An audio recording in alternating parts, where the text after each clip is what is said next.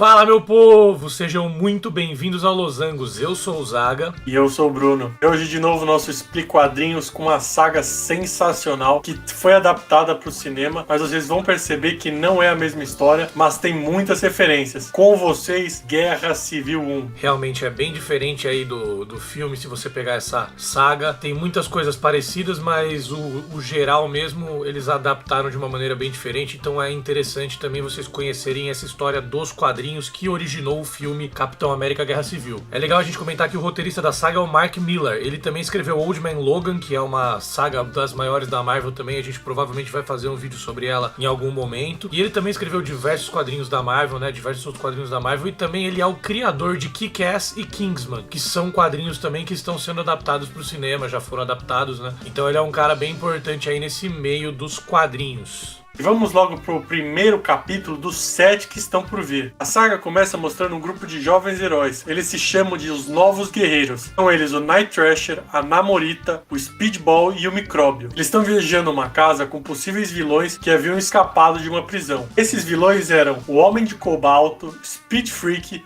a Impiedosa e o Nitro. Numa sala de controle dá pra ver um cara encarregado pela missão explicando que esses vilões são perigosos. E um deles tinha quase derrotado o Hulk, enquanto o outro precisou do Homem-Aranha para ser parado. Esse grupo de jovens heróis fazia tipo um reality show, na qual eles combatiam criminosos de rua enquanto gravavam toda a ação. Um dos novos heróis até fala que esses vilões são muita areia pro caminhãozinho deles, mas o Speedball diz que ele tá cansado de ficar apenas fazendo patrulha, e ele diz que se eles pegassem esses vilões, eles poderiam até, quem sabe, se alavancar, né, alçar voos maiores. Mas antes que eles possam decidir fazer qualquer coisa, eles são descobertos por esses vilões e logo partem pro combate. Enquanto tá rolando essa batalha, um dos membros do grupo de heróis grava tudo o que acontece ali.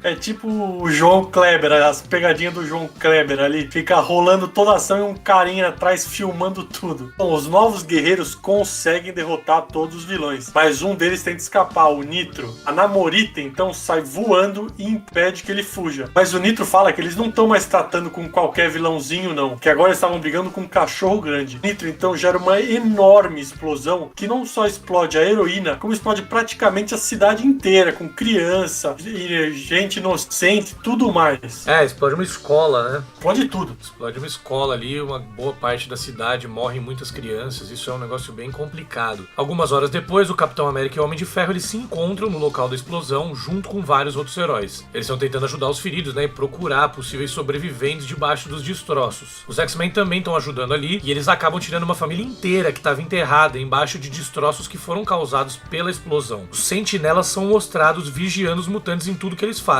né? O negócio, eles ficam ali de olho. O X-Men não tem uma liberdade nem pra ir no banheiro.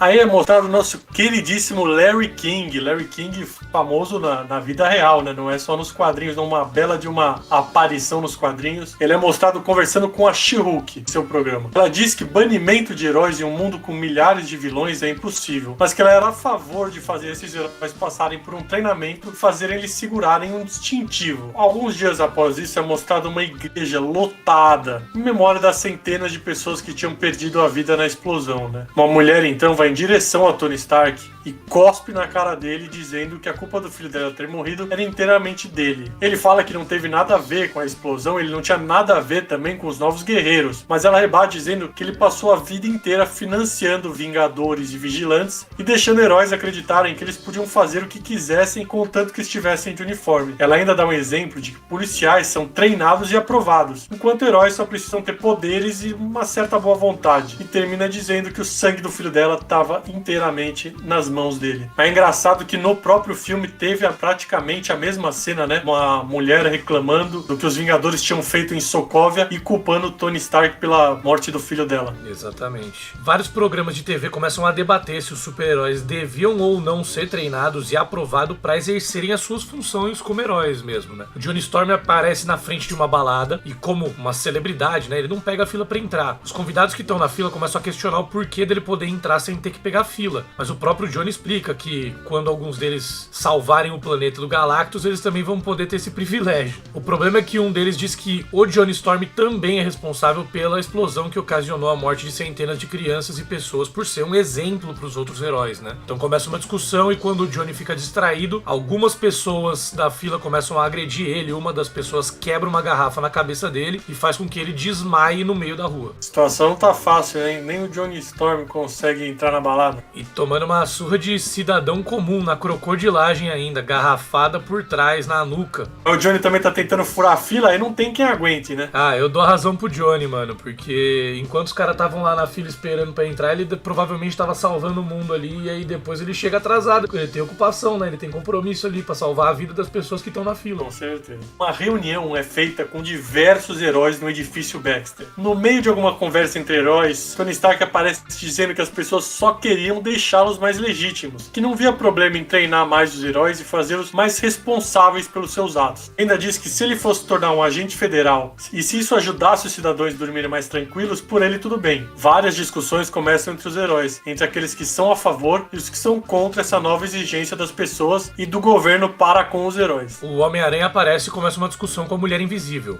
Ele fala que se o governo forçar os heróis a trabalharem para eles, é capaz que muitos heróis se aposentem. A Mulher Invisível rebate, dizendo que esse negócio de identidade secreta não é grande coisa e que eles, por exemplo, o Quarteto Fantástico, sempre tiveram as identidades assumidas em público desde o início. Já o Homem-Aranha diz que ele não tem boas lembranças com isso, que já teve um ocorrido em que ele estava voltando para casa e se deparou com a namorada dele empalada pelo Dr. Octopus e a Tia May implorando pela vida dela. Então que para ele o fato de revelar a própria identidade era um negócio muito arriscado, muito perigoso, porque quem sofria eram as pessoas que ele ama de verdade, né? Com toda essa discussão rolando, Falcão Noturno chega e fala que eles estão sendo um pouco paranoicos. Afinal, aquilo tudo era só especulação. Mas o Demolidor não tá muito otimista, não. Ele fala que aquilo não era só especulação, não. Que aquilo vinha sendo arquitetado há anos. Que a explosão foi só o estopim para finalmente colocar o plano em prática. A gente vê uma base aérea da SHIELD e o Capitão América começa a discutir com a Maria Hill, que agora é diretora. Ela pergunta o que ele achava sobre essa discussão, né, sobre essa pauta aí que foi gerada, e pergunta se ele acha que teríamos muitos heróis ainda se colocando contra o que o governo estava propondo. O Capitão América responde dizendo que é bem provável que sim. Ainda mais os heróis que passam bastante tempo nas ruas, né, os heróis mais low profile do universo da Marvel, como o Demolidor e o Luke Cage, por exemplo. A Maria Hill, ela diz que tudo bem, ela fica aliviada porque, afinal de contas, são heróis que o Capitão América conseguiria derrotar sem maiores problemas. E o Capitão fica em choque e enfurecido ao mesmo tempo, porque ele diz que ele jamais vai combater as pessoas que sacrificam suas vidas para salvar inocentes nas ruas todos os dias. Mas a Hill diz que ele vai ter que obedecer à vontade do povo americano como Capitão América, né? E ele não tá muito feliz com isso, não. Não tá nada feliz. Ele fala que os heróis devem estar acima dos políticos, senão os próprios políticos iam decidir quem são os vilões. Mas a Maria Hill rebate dizendo que achava que os vilões eram pessoas com máscaras que não sabiam cumprir a lei. Imediatamente, todos os soldados apontam suas armas pro capitão. O capitão até manda eles abaixarem as armas, mas a Hill diz que é ela que tá no comando. Então os soldados seguem as instruções dela. Mantém as armas apontadas pro capitão. O Capitão América diz que ele não vai se responsabilizar pelo que vai acontecer se os soldados não abaixarem as armas de verdade. E como eles não abaixam, começa o quebra-pau. O capitão consegue derrotar todos os soldados e pula pela janela para fugir. A Hill rapidamente chama reforço aéreo, mas o capitão, que é macaco velho, acaba usando o próprio jato que foi chamado para parar ele para se mandar de lá. Enquanto isso, no edifício Baxter, o Vigia aparece entre os heróis. Eles explicam que ele só aparece quando grandes acontecimentos ou grandes mudanças estão perto de acontecer. E ele não vai interferir em nada, ele só aparece para vigiar, para analisar, assistir. Ele é realmente um vigia. Bom, uma multidão é mostrada protestando pelas mortes causadas na explosão em frente à Casa Branca. Uma reunião na Casa Branca era feita para tentar decidir o que fariam com o Capitão América, já que ele tinha acabado de fugir. Tony Stark então fala pro presidente que ele deve seguir com o plano de registro de heróis e deixasse o Capitão América com ele. Aí a gente vê que vai começar o quebra-pau entre os dois. O Tony já tá decidido a caçar o Capitão América logo de cara. E acaba o primeiro capítulo exatamente com essa declaração do Tony Stark aí, que deixa no ar: ar, todo esse clima tenso. E vamos pro segundo capítulo dessa história, desse arco que tem 7 capítulos. O segundo capítulo começa mostrando o Abutre e o Ceifador totalmente surrados, presos a um pilar. Um esquadrão da SHIELD chega, mas na realidade eles estavam procurando o homem que tinha feito aquilo aos vilões, que era nada mais nada menos que o Capitão América. Ele que tinha capturado os dois e amarrado num pilar. Isso, a diretora Hill disse que foram presos 9 vilões em menos de 72 horas e que era impossível que o Capitão estivesse fazendo isso sozinho e que o que eles temiam estava acontecendo. O Capitão América não estava trabalhando sozinho. Ele já tinha organizado um grupo ali e isso era meio preocupante para a SHIELD e para o Tony Stark. Os acordos e as leis já tinham sido aprovadas no Congresso com o apoio direto do Tony Stark. Ali faltavam 7 dias para as leis entrarem em vigor. Então eles ainda tinham uma esperança que eles conseguissem converter o Capitão América de volta para o lado a favor dessas leis, que ainda tinha tempo hábil para fazer isso. Enquanto isso, em Nova York, alguns heróis que já estavam registrados acabam derrotando um Doombot e são aplaudidos por uma enorme multidão. Tony diz então que aquilo é o som das pessoas acreditando em heróis de novo. Bom, a Mulher Hulk pergunta se eles realmente eram heróis ou se eles tinham virado apenas mais agentes do governo, mas o Tony rebate dizendo que eles continuam sendo heróis e que a lei servia apenas para diminuir o número de heróis amadores, crianças e sociopatas. A Tigresa então pergunta a ele qual dessas categorias o Capitão América se encontrava, mas o Tony não responde e diz só que ele estava do lado errado dessa vez. Enquanto isso, no edifício Baxter, o Reed Richards tenta explicar para Sue Storm os cálculos que ele tinha feito e porque a ideia do Tony era fantástica. No meio de tantas equações matemáticas, um CD com o número 42 é encontrado pela Sue, que pergunta o que seria aquilo, mas o Reed diz que é assunto confidencial e não deixa que ela veja o conteúdo do CD. Aparece o nosso queridíssimo J. Jonah Jameson falando com seu editor. Ele explica que finalmente iria acontecer o que o jornal dele sempre pregou, que não teria mais máscaras e nem identidades secretas. Esses palhaços finalmente iriam ou trabalhar para a SHIELD ou iriam para a prisão. O editor então pergunta se ele achava que todos os heróis iriam concordar com aquilo, e ele responde que achava que não, apenas os espertos. A lei entra em vigor e 24 horas depois, um herói não registrado é identificado. O Patriota estava saltando entre prédios com uniforme. Porém, como ele não havia se registrado, os agentes da SHIELD tinham permissão para pará-lo usando tranquilizantes e força mínima. O Patriota consegue escapar para dentro de um andar de um prédio. Os agentes, pensando que ele era indestrutível, jogam uma granada diretamente nele. Uma enorme explosão acontece e enquanto os outros amigos dos Novos Vingadores são presos, um dos guardas diz pra eles que aquilo era culpa deles de querer serem vigilantes igual o amigo Capitão América.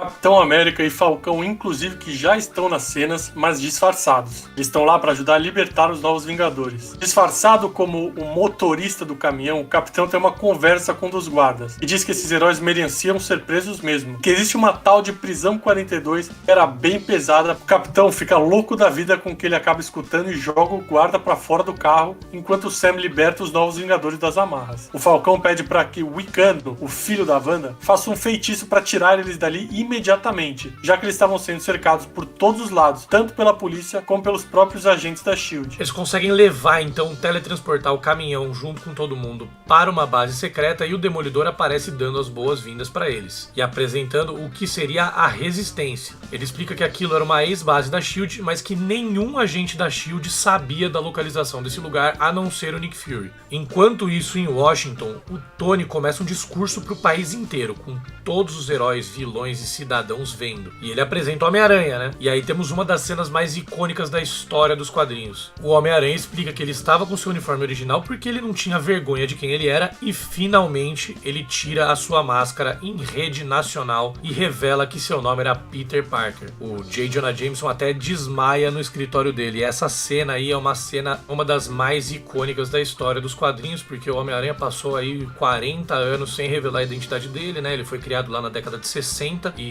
durante todos esses anos, até 2006, que é o ano dessa saga, ele manteve a sua identidade secreta em segredo. Então isso foi algo muito grande mesmo para os quadrinhos da Marvel. E acaba exatamente com essa cena, o capítulo 2. Belo jeito de acabar o capítulo, hein? J. Jonah Jameson desmaiando em seu escritório. O quadrinho começa em Wakanda. Se você percebeu, o Pantera tá meio sumidão aí nessa história toda, né? Então mostra o Reed Richards conversando com T'Challa. T'Challa explica que ele não vai se juntar a ele. Afinal, ele não gostaria de interferir interferir em assuntos do governo americano, assim como ele não gostaria que interferissem em assuntos de Wakanda. 2 jornais são mostrados, um dizendo que os Vingadores secretos do Capitão América tinham derrotado o Sexteto Sinistro, e outro dizendo que Tony Stark queria dar um jeito nesses heróis rebeldes. Gravem bem Vingadores Secretos, porque o time do Capitão América vai ser intitulado sempre como Vingadores Secretos, hein? Bom, Jaqueta Amarela e a Vespa estão tentando recrutar o Doutor Estranho, mas ele se recusa e nem quer bater nenhum tipo de papo nem nada. Vale lembrar que o Jaqueta Amarela nessa época era o Hank Pym, né? Era o Homem-Formiga, né? Ele estava usando o manto do Jaqueta Amarela, não era o vilão, o Darren Cross. Enquanto isso, o Tony vai até o Winchester tentar convencer a Emma Frost e os mutantes a se juntarem a ele nessa causa, mas a Emma fala que não vai se juntar a ele de jeito nenhum, mas que também eles não vão ajudar o Capitão América. Quando o Tony está indo embora, o Bishop para ele e pergunta se eles podem conversar. Isso mostra que alguns mutantes também ainda estavam indo pro lado do Tony Stark, né? Sim. Uma lanchonete, Capitão América, Demolidor, Hércules e Golias conversam sobre a nova identidade que Nick Fury tinha arranjado para eles. Golias pergunta se eles acham que Tony forçou o Peter a se revelar na TV. Ninguém responde. Fica aquele climão, né? Mas o Demolidor afirma que, independente disso, era uma jogada brilhante. Afinal, ninguém guardava melhor sua identidade do que o Peter Parker. Golias recebe uma mensagem dizendo que houve um incêndio perto do rio Hudson. Então os 4 heróis saem correndo imediatamente pro local. O Manto e a Adaga teletransportam os heróis para o incêndio para socorrer os tais 300 ou 400 funcionários que estavam presos por causa desse acidente. Capitão América, Visão, Falcão, Demolidor, Luke Cage e o Cable aparecem todos no local, mas o Cable diz que não está captando nenhum sinal de nenhuma pessoa ali, quando eles se deparam com uma placa dizendo que aquela área pertencia às indústrias Stark. Então eles descobrem ali que era uma armadilha. Imediatamente, Manto e o Wiccan são postos para dormir com tranquilizantes. O Homem de Ferro, o Coisa, o Senhor Fantástico, a Mulher Hulk, a Miss Marvel, o Jaqueta Amarela e vários outros heróis aparecem para confrontar os tais Vingadores Secretos. Além dos heróis, alguns helicópteros da SHIELD são mostrados fazendo o perímetro do local, com ordens de Maria Hill para não entrar em combate, apenas para dar aquele suporte e cercar eles. E eles atacaram direto o Manto e o Vicano, que são os 2 heróis que conseguem teletransportar os heróis para outros lugares e poderiam ser usados para a fuga, né? Então eles já miram direto nos caras que poderiam ser utilizados para fugir, né? E aí eles já tiram isso da possibilidade do Capitão América e dos outros Vingadores Secretos darem linha, darem fuga ali. A tal da estratégia, né? Isso, e o Capitão América e o Homem de Ferro ficam frente a frente. O Capitão pergunta se eles estão ali para prendê-los. O Tony diz que não, que ele convenceu a SHIELD a dar mais uma oportunidade para eles, pro Capitão e pros outros heróis que estavam com ele, mas o Capitão diz que isso é se entregar e ele jamais faria aquilo. Peter Parker entra em cena e diz ao Capitão que se eles lutassem uns com os outros, os únicos a ganhar com isso seriam os vilões, e que isso iria contra tudo que o Capitão acreditava. Mas ele rebate dizendo que Peter não tem moral para falar com ele depois do que ele tinha feito. Ainda pergunta se Mary Jane e a Tia May estavam felizes agora que os vilões tinham o endereço certinho da casa do Peter. O Tony começa um discurso dizendo que a gente não estava mais em 1945 e que as pessoas queriam ver em quem elas estavam confiando, sem máscaras para esconder, né, a identidade deles. Ele diz também que o Capitão conhece ele praticamente a vida inteira, então pede uma chance para pelo menos tentar explicar essa lei e qual é o plano que estava em andamento. O Homem de Ferro estende a mão para o Capitão e o Capitão retribui, dizendo que ele tem 5 minutos para poder explicar o que está acontecendo certinho para ele. Isso, o problema é que o Capitão deu uma de Serginho Malandro. Nesse aperto de mão, o Capitão colocou um dispositivo que deu um curto-circuito na armadura do Homem de Ferro, fazendo assim a luta começar. Golias começa um embate entre gigantes contra o Jaqueta Amarela. Homem-Aranha enfrenta o Capitão América. Enquanto os heróis lutam, a armadura de Tony está sendo reiniciada, e quando finalmente acaba, ele parte para cima do Capitão América, pegando-ele de surpresa pelas costas. O Tony diz que a armadura dele já decorou e antecipou todos os ataques que o Capitão América podia tentar e que era inútil ele continuar lutando. O Hércules vê que o Tony não tá pegando leve com o Capitão e vai pra cima pra ajudar. Enquanto isso, a Maria Hill diz para seus agentes não interferirem na batalha e que alguém com o codinome de Trovão ia resolver toda aquela situação. Quando o Hércules está prestes a ajudar o Capitão América ali contra o Homem de Ferro, ele é atingido por um raio enorme. Não só o Hércules, na verdade, né? Vários outros heróis que estavam tentando ajudar o Capitão também são atingidos por esse raio. Todos os heróis olham em choque no horizonte e se deparam com Thor empunhando o Mjolnir. E assim concluímos o capítulo 3 dessa história. Vamos ao capítulo 4 agora. Já passamos ali da metade desse arco dos quadrinhos. Exatamente, a gente começa o capítulo 4 exatamente da onde parou o capítulo 3. Todos se perguntando como é que o Thor tava ali, já que todo mundo tava pensando que ele tava morto. E por que dele tá fazendo tudo aquilo, né? Não só de estar vivo, mas por que ele tá ajudando o Tony Stark? O Thor não se explica e dá uma surra em praticamente todos os Vingadores Secretos sozinho. O Capitão fica muito ferido depois da batalha dele contra o Homem de Ferro, mas ele se recusa a se entregar. Quando o Tony vai dar o golpe final, o golpe de misericórdia pro Capitão desmaiar, o Hércules joga um caminhão enorme em cima do Tony, e isso gera uma enorme explosão. Com essa distração, o Falcão pega o Capitão e leva ele pra longe, enquanto os outros Vingadores Secretos lutam pra tentar ganhar um tempinho ali pro Capitão escapar. O Golias fica frente a frente com o Thor, e seria uma batalha entre heróis muito poderosos, né? Mas o Thor não dá nem chances pro Golias e acerta um raio monstruoso atravessando o peito do gigante. Ele cai enquanto todo mundo olhava em choque, sem acreditar no que eles estavam testemunhando, né? O Thor matou o Golias mesmo. Já era pro gigante. E vendo tudo aquilo, o Falcão, bem assustado, diz pra todos recuarem e voltarem pra base. Mas o Thor diz que ninguém vai escapar e lança outro raio gigantesco em cima de todos os outros Vingadores Secretos que restavam. Com certeza, eu posso te garantir que seria o fim de todos ali. Só que Sue Storm cria um campo de energia salvando o time todo. Ela fala pra eles saírem dali o mais rápido possível, então o Falcão agradece e eles se teleportam dali. A Sue Storm é a primeira vira-casaca da história, né? A gente vai ter vários desses aí, heróis migrando de um lado pro outro, como a Viúva Negra fez no filme, né? A gente tem vários aí, mas a Sue Storm já é a primeira que vai mudar pro outro lado, e ela faz isso aí salvando o pessoal pra eles se teletransportarem dali. O Reed Richards fala algum tipo de código que muda a feição do Thor rapidinho. O Jaqueta, sem acreditar no que ele tinha visto, questiona o Reed rispidamente, perguntando o que ele tinha feito, já que ele tinha dito que esse cara ia ser igual ao antigo Thor, né? O Reed tenta se explicar pra Sue, mas ela recusa qualquer tipo de conversa e sai furiosa dali, pé da vida, decepcionada. Não foi só ela que ficou decepcionada e assustada. Após ver o Golias caído no chão com um rombo no peito, Homem-Aranha questiona o Tony, dizendo que pensava que o Tony sabia o que estava fazendo, que aquilo serviria para evitar que as pessoas se machucassem. O cara faz uma coisa para evitar que as pessoas se machucam e essa coisa acaba matando um amigo dele. Realmente não tava uma situação muito boa ali pro Tony, ele não ia ter uma resposta muito fácil ali. Baita plano, Tony Stark, Stonks.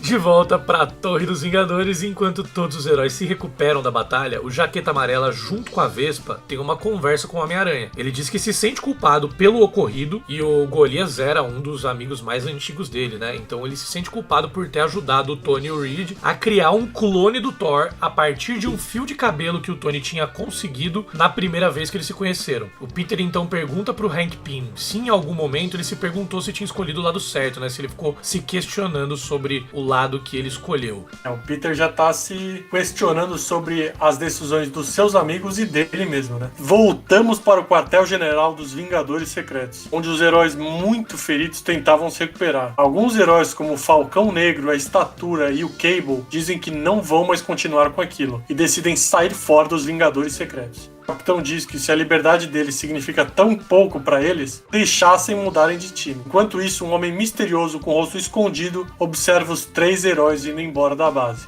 O Golias, como ele morreu na sua forma gigante, eles não conseguiram diminuir ele de volta. Então ele é enterrado na sua forma gigante. Precisou aí de uns 4 cemitérios juntos, mais ou menos, pra enterrar o cara. Foi necessário comprar um lote gigante de terra, mas o Tony tava arrependido, né, pelo acontecimento, então ele pagou tudo. Ele financiou isso aí. Era o mínimo que ele podia fazer naquela situação, né? O Tony parece confuso, arrependido da decisão que ele tinha tomado, mas a mãe do menino que tinha morrido na explosão, né, aquela mãe que acaba cuspindo na cara do Tony no primeiro quadrinho, ela se aproxima e dá um brinquedinho do Homem de Ferro pro Tony, dizendo que era o brinquedo favorito do filho dela desde que ele tinha 3 anos. Ela completa dizendo que ele estava fazendo a coisa certa e que não era pra ele desanimar, que às vezes a coisa certa é difícil de ser feita. E ela compara com a situação de algum policial atirando em algum bandido se a vida dele corresse perigo. De longe ali, o Homem-Aranha acompanha tudo com a Mary Jane e a Tia May, mas bem já arrependido. O Reed dá uma olhada pra ele bem desconfiado. Enquanto isso, a Sue deixa um bilhete pro Reed dizendo que ela e Johnny iriam se juntar ao time do Capitão América, que aquilo não era pra chamar atenção ou nada do tipo, e sim pelo fato das mãos dele estarem completamente sujas de sangue pela morte do Golias. Na carta, ela diz ainda que ama ele e que ama os filhos que está deixando para que o próprio cuide, mas que não poderia mais aceitar ou incentivar tudo aquilo que estava acontecendo, termina. Ela termina dizendo que espera que ele use sua genialidade para acabar com tudo aquilo antes que um dos lados acabe massacrando o outro. Na Torre dos Vingadores, a Vespa conversa com o Reed Richards e pergunta para ele se o time tinha perdido muitos aliados. Ele responde que após o ocorrido muitas pessoas tinham mudado de lado e que poucos heróis tinham resolvido se registrar e ajudar eles. A Vespa então pergunta se os heróis que ele estava criando estavam prontos para combate, mas o Reed diz que ainda demoraria um pouco mais de um mês para que eles estivessem realmente prontos e que ele tinha outra ideia para poder combater os Vingadores Secretos e equilibrar o jogo. Depois de tudo que tinha acontecido, a ideia do Reed era usar uma nova versão dos Thunderbolts para enfrentar o time do Capitão América. Todos monitorados por nanorobôs e, claro, assim que eles terminassem a missão, voltariam imediatamente para a prisão. Mais ou menos aquilo que a gente viu em Esquadrão Suicida, naquele belíssimo filme. A Vespa então comenta que eles não pareciam muito entusiasmados em se aliar aos Vingadores. E o Reed complementa dizendo que isso era normal, afinal eles eram caras maus, eles eram vilões. Exato, e assim acaba o capítulo 4 com o time do Tony Stark e do Reed Richards se aliando com os vilões. E vamos ao capítulo 5, que começa de uma maneira bem estranha, porque ele começa com os agentes da S.H.I.E.L.D. tentando capturar a Sue e o Johnny Storm, que são irmãos, pra quem não sabe, embora acho difícil que as pessoas não saibam. Só que eles estão tendo que se passar por casal pra se disfarçar, uma coisa extremamente desconfortável pra quem tá lendo e imagina pra eles que estão nessa situação. Exatamente. Enquanto isso, na Torre Stark, o Falcão Noturno e a Estatura se encontram com o Happy Hogan para finalmente oficializar a troca de times. Aquela famosa apresentação, né? Aquela aperto de mão com o presidente, mostrar a camisa. O Falcão Noturno deixa claro que foi a decisão mais difícil da sua vida. Porém, a morte de Golias fez ele rever seus conceitos em relação às suas ideologias. Já a Cassie diz que não estamos mais em 1940 e que ela acredita que todos os novos heróis, inclusive ela, precisavam de certo treinamento. Alguns andares acima de onde eles estavam conversando, o Homem-Aranha e o Homem de Ferro estão discutindo feio. O Peter tinha descoberto que essa prisão, essa área 42 aí, era uma prisão na zona negativa, feita especialmente para heróis que não quisessem se juntar ao registro de heróis, né? E ele fala que ele não tinha se juntado aos Vingadores para botar os outros heróis na zona negativa, ou ver um ciborgue matar outro herói a sangue frio, que não foi para isso que ele assinou lá os termos e que ele revelou sua identidade. Então ele estava saindo, ele estava migrando pro outro lado. Pediu o boné.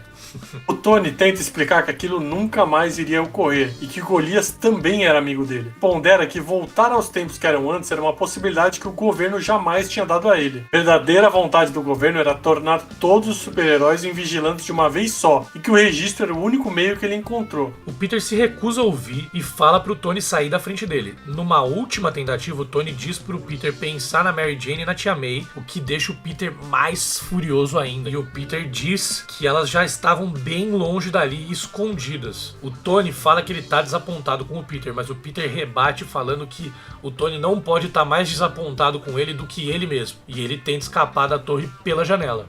O problema é que as janelas eram bem resistentes. Impede o Peter de fugir. Só que segundos depois, vários agentes da S.H.I.E.L.D. já entram na sala tirando e arrebentando o vidro. Peter, apesar de muito ferido, consegue escapar. O Peter consegue fugir ali da Torre dos Vingadores completamente arrebentado. A Maria Hill entra em contato com o Tony e diz que tá tomando controle da situação. O Tony diz que não é necessário e que ele só precisaria conversar com o Peter de novo para resolver a situação, mas a diretora nega e desliga. Imediatamente após as ordens dadas pro Tony, ela já aciona os Thunderbolts e manda eles atrás do Aranha. Enquanto o Peter, todo machucado, tentava fugir pelos esgotos, ele é surpreendido pelo Polichinelo e pelo Halloween. Mano, eu sempre vou rir com esse nome desse cara. O cara é o Polichinelo. O Polichinelo. Os caras que conseguiram traduzir esse nome realmente foram geniais. Eles deviam estar fazendo ali uma sessão de pilates ou sei lá o que e decidiram colocar esse nome nele. Não, e Halloween, mano, é uma tradução ilógica, porque o nome do cara é Jack-O-Lantern e eles traduziram pra uma palavra em inglês.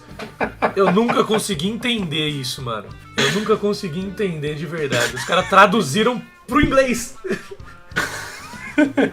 É genial, eles traduziram inglês para inglês e o outro eles só colocaram um polichinelo. Realmente aleatório. Geniais. Bom, como o Homem-Aranha já estava muito ferido e estava em desvantagem numérica, o Peter é facilmente e brutalmente derrotado. Mas quando os vilões estão para matar o herói, um agente da S.H.I.E.L.D. já diz ali no ponto eletrônico no ouvido dos vilões que se eles encostarem outro dedo no Homem-Aranha, ele vai descarregar 5.000 volts dos dois vilões. As ordens, então, são de apenas deixar o Peter amarrado lá, para que os agentes da S.H.I.E.L.D. o levassem.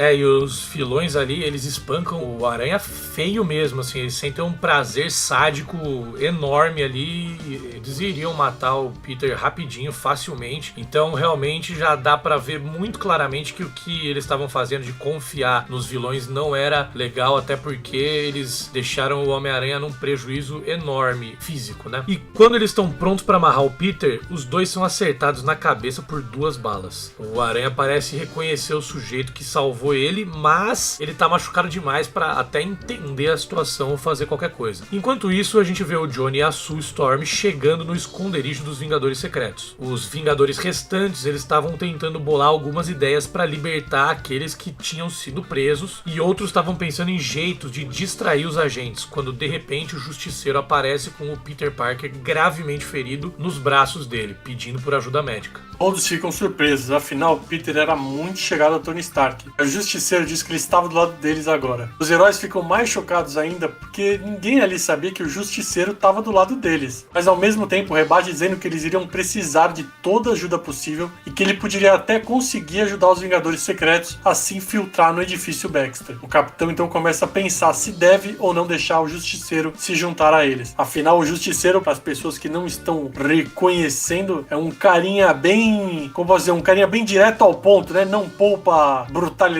e esforços para concluir a missão, é isso? Ele anda entre a linha tênue do anti-herói pro vilão, né? Ele chegou a ser vilão do Demolidor, por exemplo, mas é por causa do jeito dele. Ele tem, em teoria, as intenções boas, mas os meios péssimos. Ele não perde a oportunidade de matar um bandido, e não é isso que o Capitão América prega, então o Capitão América realmente é contra ele, vê o Justiceiro como um vilão e não como um anti-herói ou um parceiro ou algo do tipo. Exatamente por isso que ele tá pensando se ele deixa ou não o Justiceiro se juntar a eles. Ou se ele já pega o Justiceiro de porrada ali mesmo. Que eu acho que vai acontecer em breve, hein? Vamos ver. E durante toda essa discussão aí, a Tigresa, numa atitude bem suspeita, aparece escondida atrás de uma porta ligando pro Tony Stark. Alguns dias se passam ali e o Demolidor aparece sendo detido por agentes da S.H.I.E.L.D. O Reed Richards pergunta pra Mulher Hulk por que os seus maiores problemas naquele momento eram antigos heróis, já que no que se tratava de criminosos de violência, estavam sendo registrados recordes de baixa. Tava tudo muito pacífico ali. O Tony se encontra com o Demolidor, que tá sendo escoltado pra prisão na zona negativa, e apresenta todo o projeto e o plano pra ele. Diz que a ideia é ter um time registrado em cada estado dos Estados Unidos, e que ele podia até escolher o time dele se ele se registrasse e se juntasse a ele, mas o Demolidor fica quieto o tempo inteiro. A única coisa que ele tinha com ele mesmo era uma moeda de prata, e ele diz que era pro Tony. O Tony não entende o gesto. Então o Demolidor explica que agora ele tinha as 31 moedas de prata e compara ele com Judas quando desce pra sua cela. Para lembrar que o Demolidor é muito católico, né? E o quadrinho acaba com essa discussão, com essa resposta atravessada do Demolidor pro Tony Stark. E a belíssima analogia entre Tony Stark e Judas.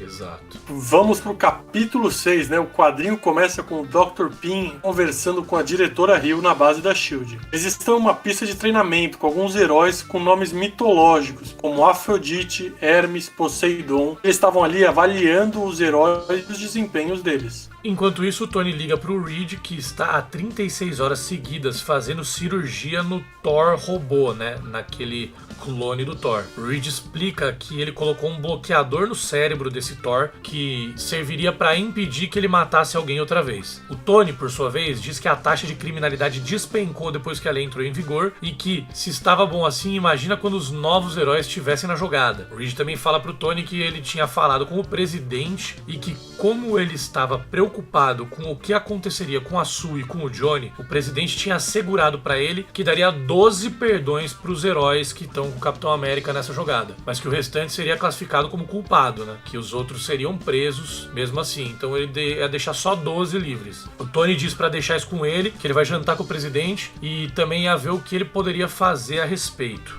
Enquanto isso, o Justiceiro tenta invadir o edifício Baxter. O Capitão América, em seu ouvido, ele consegue chegar até o banco de dados do edifício. O Capitão então diz para ele pegar tudo que ele conseguir de informação sobre a tal Prisão 42. Ele consegue algumas informações. Já na lata fala que é o lugar mais protegido que ele já tinha visto na vida dele. E o Capitão precisaria de bem mais do que os seus tais Vingadores secretos para conseguir algo ali. O Capitão, que já estava meio ciente disso, fala que ele já está cuidando disso. A Sue Storm aparece em Atlantis. Ela tenta pedir que o Namor se junte a eles. Mas mesmo sendo um dos amigos mais antigos do Capitão América e do incidente inicial de tudo isso ter causado a morte da Namorita, que é prima dele, ele diz que não vai ajudar ninguém ali. De volta à base dos Vingadores Secretos, o Falcão deixa o Capitão a par da situação de seus possíveis novos aliados ou reforços. O Namor e o Wolverine tinham recusado. O Doutor Estranho estava simplesmente incomunicável, não dava para falar com o cara. Mas o Pantera Negra e a Tempestade disseram que ajudariam eles. O Capitão então começa a discutir o plano com o resto da equipe. Com a planta que o Justiceiro conseguiu daquela prisão, né? Eles tentam bolar algo para entrar e tirar os heróis que estavam lá presos. Essa era uma prisão inicialmente para supervilões, né? Idealizada para supervilões, mas que estava sendo usada para heróis rebeldes. Então eles tinham obtido informações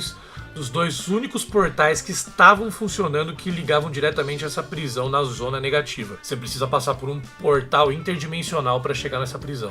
A surpresa de todos, dois vilões aparecem para dizer que querem ajudar o Capitão. Afinal, aquele plano do Tony estava acabando com a vida deles também. E nada mais justo o Capitão ter ajuda de alguns vilões, já que do outro lado o Tony tinha ajuda dos Thunderbolts. Só que antes que o Capitão pudesse responder, o Justiceiro amigavelmente mete 2 balas nos vilões e mata os dois. O Capitão América fica enfurecido, ele fica enlouquecido e começa a dar uma surra no Justiceiro. E ainda fica falando pro Justiceiro lutar de volta, mas o Frank Castle diz que jamais lutaria contra o Capitão, porque ele tem aquele código dele que ele só ataca os vilões mesmo e ele jamais levantaria um dedo pra machucar o Capitão. O Homem-Aranha fala pro Capitão América, inclusive, que provavelmente o Capitão América era a razão do Justiceiro ter se alistado ao exército, né? Ter ido pro Vietnã, participado dessas guerras todas e que era um exemplo pro Justiceiro e por isso ele talvez não fosse revidar mesmo. É isso, enquanto isso em um santuário no Polo Norte, o Doutor Estranho aparece meditando e conversando com o Vigia. Ele diz que não vai se meter nesse assunto, já que não há lado certo ou errado nessa luta. São apenas pontos de vista diferentes, e que ele apoiaria o lado vencedor, seja lá qual esse lado fosse. É o famoso cara que ele tá no muro. Só esperando pra pular pro lado que ganhar, né? Ele nunca vai perder, né? É, exatamente. Você não pode perder um jogo se você não jogar.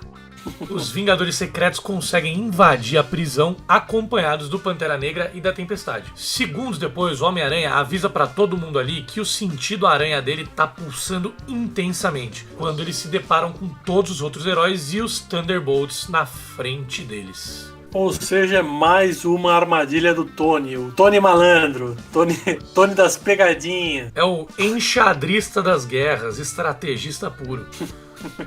O Tony então diz que o Capitão caiu em uma armadilha novamente, mas dessa vez, além de todos os heróis, estavam também todos os vilões contra eles. Ele diz que estão em maior número, e não só isso, mas revela também que tinha um espião do lado do Capitão o tempo todo. O Capitão não fica nada surpreso e diz que se ele estava se referindo à Tigresa, ele já sabia faz muito tempo. O Tony fica chocado e diz que era impossível. Afinal, só ele, Reed e o Hank sabiam sobre a Tigresa. O Capitão então fala que ele não era o único que tinha espiões do outro lado. Então, o Hank se revela. Mas, para surpreender mais ainda o Tony, o Dr. Hank Pym, na verdade, era o Hulkling na forma do Dr. Pym, né? Porque ele consegue se transformar, fazer metamorfose com o corpo dele. E já que ele tinha a mesma forma e voz do Dr. Pym, ele havia liberado todos os heróis rebeldes que tinham sido presos. A superioridade numérica do time do Homem de Ferro vai de ralo e a batalha vai começar agora. A gente termina o capítulo 6 assim e vamos começar o capítulo 7, o derradeiro, último capítulo desse arco maravilhoso, dessa história fenomenal. É isso aí, o capítulo 7 começa exatamente como terminou o capítulo 6. A batalha começando, o pau quebrando. Ninguém mais sabe quem é Vingador, quem não é. Ninguém é de ninguém, o pau tá quebrando. Enquanto isso, na sala da SHIELD, eles tentam fechar os portais que saem da prisão. Mas a Adaga e o Pantera Negra derrubam os guardas e impedem isso de acontecer. A diretora Hill descobre que o Pantera está tentando mudar as coordenadas do portal para dar diretamente no edifício Baxter. Então manda um de seus agentes fecharem o portal imediatamente. Assim Assim que a adaga descobre o que a diretora Hill tá pra fazer, ela fala pro Manto teletransportar todo mundo dali antes que seja tarde demais. Ele diz que é muito perigoso, afinal, eram umas 100 pessoas, ele não sabe nem se ele conseguiria. Mas ela rebate dizendo que se ele não fizer isso nos próximos 10 segundos, todo mundo ali ficaria preso na zona negativa pra sempre. O Manto se esforça ao extremo e consegue, né, o feito aí de teletransportar todo mundo, e ele manda todo mundo pro lado de fora do edifício Baxter. O Homem de Ferro fala imediatamente para todos os policiais e todos os agentes disponíveis para tirarem todos os cidadãos dali de perto para que não tivesse nenhum tipo de acidente com inocentes. A batalha continua nas ruas. Homem de Ferro pede para que fiquem de olho no Capitão América. Ele é perigoso demais para ficar solto. Os Thunderbolts cercam o Capitão e o derrotam facilmente. Mas aí surge absolutamente do nada Namor e seu exército. Para equilibrar essa batalha, o Homem de Ferro aciona o Clone Thor e o seu exército mitológico. O Homem de Ferro e o Capitão ficam de frente um pro outro. Novamente vai começar o embate entre os dois. Mas o Capitão diz que dessa vez vai ser diferente e chama o Visão. O Visão danifica a armadura do Tony Stark. E o Capitão América diz que agora ele tá jogando sujo mesmo, que quando ele colocou aquele dispositivo pra travar a armadura do Tony não era jogo sujo, mas agora ele vai lutar sujo sim. Agora vale tudo. Coisa aparece na batalha pra proteger os cidadãos em volta. A Sue se distrai falando com ele e entra na mira do treinador, que acaba atirando em sua direção. Sue estava totalmente despreparada e certamente ia tomar o tiro, mas o Reed Richards pula na sua frente e toma a bala por ela. O Hércules e o Thor se enfrentam. O Hércules diz que aquele não é e nunca ia ser o Thor de verdade e esmaga a cabeça do Thor com um martelo. A cabeça do robô explode e várias peças são jogadas para todos os lados. O Capitão derrota o Homem de Ferro, que está completamente indefeso. Tony diz para ele terminar o serviço, mas o Capitão é contido pelos civis. Bem parecido, inclusive, com o filme. O Capitão derrota o Tony, mas ele não conclui o serviço. Só que dessa vez, porque ele é parado pelos civis. O Capitão pede para que eles soltassem ele, que ele não ia machucar nenhum deles. Mas eles rebatem dizendo que ele já tinha feito isso. O Capitão olha em volta dele e vê a cidade inteira destruída e começa a chorar. O Falcão chega perto e pergunta o que tem de errado e o Capitão responde que eles não estão mais lutando por ninguém, que eles só estão lutando, que acabou todo o propósito ali. O Homem-Aranha então diz para não parar porque eles estavam ganhando, mas o Capitão responde que eles estão perdendo no principal, o próprio argumento, né? E o próprio propósito da batalha. Exato, não tinha mais propósito nenhum. O Capitão deixa o escudo no chão, então tira o capacete, se rende, diz que eles não estavam prendendo o Capitão América, e sim prendendo Steve Rogers. É levado pela polícia e manda o resto de seu grupo se render também. Algumas semanas se passam e a gente pode ver mais uma carta do Reed para Sue Storm. Ele diz que ficou feliz em ver que ela e os outros heróis haviam se juntado a eles depois da rendição do Capitão América. Ele comenta também que ela deve ter visto algo sobre a iniciativa, a ideia de colocar um super time em cada estado americano, mas o Reed acaba a carta dizendo que nada daquilo seria bom o suficiente para preencher o vazio que a Sue estava deixando de não estar lá com a família, e ele implora para ela voltar, prometendo não fazer mais clones e que não haveria mais nenhum outro segredo entre eles. No final, a Sue acaba voltando pro edifício Baxter mesmo. É revelado que nem todos os heróis tinham gostado da tal iniciativa, né? E que muitos se mudaram ou se aposentaram. E alguns poucos ainda faziam parte da ideia original do Capitão. A gente inclusive vê o Luke Cage elogiando a nova roupa do Homem-Aranha, toda preta, e o Capitão América preso. Enquanto isso, na base da SHIELD, um novo diretor foi eleito. Um que estivesse perto tanto do governo quanto dos heróis. O novo diretor da SHIELD era o próprio Tony Stark. Vale aqui uma lembrança, dizer que a Maria Hill não ficou nada satisfeita com isso. O Tony aparece falando com uma das mães que tinham perdido os filhos no incidente inicial da saga. Ele explica que ele está muito satisfeito com tudo que eles tinham conquistado e que até os Thunderbolts já tinham sido solicitados para ser os protetores oficiais do estado do Colorado. Isso era uma coisa que nem os próprios Vingadores originais tinham conseguido, dar uma segunda chance até para os vilões. Para acabar o quadrinho e essa belíssima saga, o Tony explica o porquê deles terem dado o nome de Prisão 42 pro local. Ele disse que foi a 42ª ideia de 100 ideias que ele, o Reed e o Hank Pym tinham criado após a morte do filho dela no incidente. E ainda complementa dizendo que a ideia 43 era limpar a SHIELD. Diz que se tornar diretor da SHIELD fazia parte do plano também. Afinal, ele não ia deixar outras pessoas tomando conta de seus próprios amigos. E assim se encerra essa saga. Esse é o final final dessa saga. E vale lembrar que em um determinado momento também, durante os eventos de Guerra Civil, houve um cessar-fogo. Só que é uma história que não se encaixa na saga oficial. É uma história que correu em paralelo com essa história aí do Guerra Civil. Nessa história, o que aconteceu? Todos os heróis pararam a guerra por um momento para prestigiar o casamento entre o Pantera Negra e a Tempestade. Foi um arco também do mesmo ano de 2006, ali 2007, quando essa saga foi introduzida. Foi um cessar-fogo no qual todos os heróis se juntaram para acompanhar o casamento do Pantera Negra com a Tempestade em Wakanda, e o casamento deles durou 6 anos e terminou em divórcio no ano de 2012 por causa dos eventos da saga Vingadores vs X-Men, que inclusive vai ser a próxima saga do nosso Explica Quadrinhos, que nós vamos explicar no dia 5 de agosto, no mês que vem aí, às 11 horas da manhã, a primeira quinta-feira do mês, às 11 horas da manhã, como todos os meses. A próxima saga para vocês acompanharem, anotarem a agenda aí, Vingadores vs X-Men, 5 de agosto. É isso aí, chama a Sônia Abrão que vai ter divórcio, vai ter briga de família, vai ter tudo. Fique esperto aí, vai ser uma baita saga. Exatamente, é uma saga tão polêmica, tão importante, que pra vocês terem uma ideia, no Vingadores vs X-Men, o Wolverine ficou do lado dos Vingadores. Então, vocês devem imaginar que a treta não é simples, não é nem um pouco amigável a história, é bem complexa e bem legal, vocês vão gostar, espero que vocês acompanhem aí. E é isso pro Explica Quadrinhos de julho, pro Explica Quadrinhos atual, a gente fica por aqui. Espero que vocês tenham gostado, e se vocês ficaram até aqui, eu quero crer que vocês tenham gostado do conteúdo, então eu deixo aqui minha sugestão para vocês não se esquecerem de curtir o vídeo, se inscrever no canal e ativar as notificações para não perder nada dessas nossas análises detalhadas dos arcos, dos quadrinhos, que estão sempre bem legais e feitas com muito carinho aí para vocês toda a primeira quinta-feira do mês. Valeu, valeu! Um grande beijo e até a próxima. Falou!